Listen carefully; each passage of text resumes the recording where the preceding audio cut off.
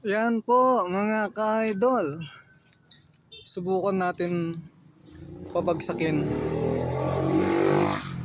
ang puno na yan. Ayan. Hintayin lang natin. Mamaya babagsak na po yan. I-video natin kung paano bumagsak ang puno. Ayan na. Ayan na.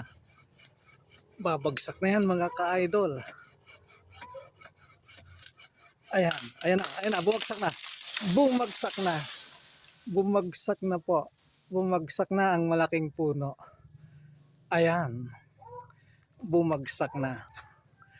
So, pinutol ko mga ka-idol dahil lumalampas na yung sanga sa bubong ng bahay. Ayan o. Lumalampas na dyan.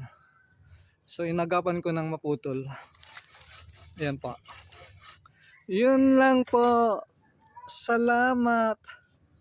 Bye-bye.